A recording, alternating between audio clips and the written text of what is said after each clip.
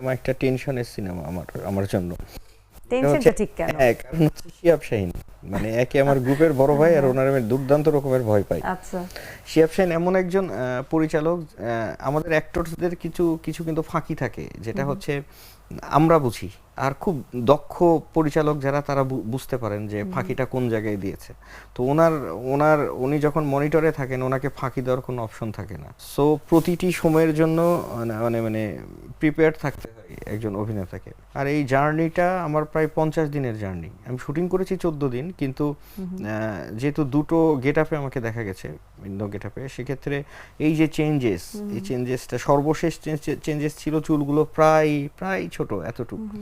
তো একদম ঈদের আগ পর্যন্ত মানে এই চেঞ্জেসটা করতে হয়েছে। সো আমি প্রায় 50 দিন আমি শুটিং করিনি সবকিছু মিলিয়ে আর কি। আশানুরূপ ফলটা কি পেয়েছেন? 50 দিন কাজ থেকে দূরে থাকা, কিন্তু কাজের মধ্যেই থাকা কোনো না কোনো ভাবে। হ্যাঁ, ওটাকে নিয়ে থাকা, যেটা তো আমাদের দেশে অভ্যস্ত না, আমরা শিল্পীরা অভ্যস্ত না। কারণ আস্তে আস্তে হচ্ছে এখন মনে হচ্ছে এই প্র্যাকটিসটা আস্তে আস্তে শুরু হচ্ছে, যে ক্যারেক্টারে ঢোকা, আমরা যেটাকে না, বলি ক্যারেক্টারে ঢোকা আর ক্যারেক্টারে দীর্ঘদিন লালন করে দেওয়ার জন্য যে স্পেসটা দেওয়া, বাজেট একটা ফ্যাক্টর।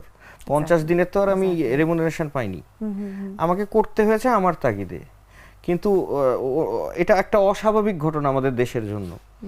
দেখুন, সাবকন্টিনেন্টে ইন্ডিয়া বলুন, যে কোনো জায়গায় বলুন, একটা আর্টিস্টকে যখন একটা প্রজেক্টের জন্য লক করা হয় মিনিমাম 3 মাস কিংবা 6 মাস, হলিউডে গেলে তো কোনো কথাই নেই। এই 3 মাস 6 মাস ওই আর্টিস্টটা ওইটা নিয়ে, ওই প্রজেক্টটা নিয়ে চিন্তা ভাবনার মধ্যে থাকে, কিন্তু 3টা মাস 6টা মাসের জন্য তাকে মানে উপযুক্ত তার সম্মানী সব কিছুই নিশ্চিত করা হয়। আমাদের এখানে ওই সিচুয়েশনটা আসেনি। তো হোপফুলি একদিন হয়তো আসবে ওই সিচুয়েশনের জন্য। নিশ্চয়ই। জঙ্গলি নিয়ে এবার একটু যদি শুনি। জঙ্গলি খুবই উপভোগ্য কাজ, ইন্টারেস্টিং কাজ, ক্যারেক্টারটাও মানে খুবই ভালো, চলমান একটা ক্যারেক্টার চলমান এই দেখা যায়। ক্যারেক্টারটা নিয়ে শিল্পীদের কিন্তু একটা ক্ষোভ আছে, যে ক্যারেক্টারটা আপনি করছেন কিছুটাকে নিজের ক্ষোভও ছিল সেখান থেকে, চরিত্র করতে যে মনে হয়েছে নাকি যে আপনার সাথে এরকম হয়েছে? আমি খুবই লাকি, কারণ বরাবরই আমি যখন রাশেদ মামুন অপু হইনি বা রাশেদ মামুন অপু হলাম, এই যে জার্নির সঙ্গে আমার সাংবাদিক ভাইয়েরা, আমিও বেড়ে উঠেছি, তারাও বেড়ে উঠেছে একসঙ্গে। আমাদের একটা আড্ডা আছে, মগবাজারের আড্ডা, প্রতিদিনই প্রায় দেখা হয়। তো এই ক্ষেত্রে হলুদ সাংবাদিকতার শিকার আমি এখনো হইনি সবকিছু মিলিয়ে। না, নির্বাচন করতে যে হয়েছে কিছু ক্ষেত্রে, সেটাকে আমি বিচ্ছিন্ন ঘটনাই বলবো। তখন বুঝতে পেরেছি কষ্টটা আসলে কোন জায়গায় আর কি। যাই হোক, এটা তো একটা চলমান প্রক্রিয়া, দেখাই যায় কিভাবে কিভাবে হয়, একটা নিউজকে কিভাবে মানে চেঞ্জেস করা হয়, সব কিছু মিলে কিভাবে সাফারটা করে ভিকটিম। এই যে নিউজটা আমরা পাচ্ছি বা যে নিউজের আমরা জেনে সরাসরি সত্যতা কতটুকু আর কি, আমরা জাজমেন্ট দিয়ে দিই, সাথে সাথেই জাজমেন্ট দিয়ে দিই আমরা।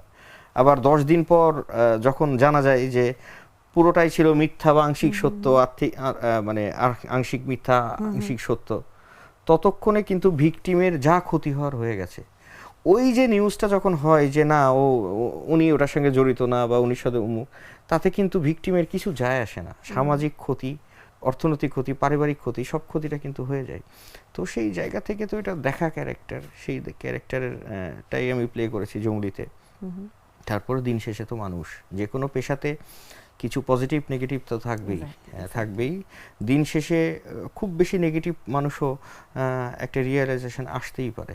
তো ওই জায়গা থেকে যখন রিয়েলাইজেশনটা এসছে, তো জঙ্গলিতে ওটাই ছিল আমার চমক ক্যারেক্টারের।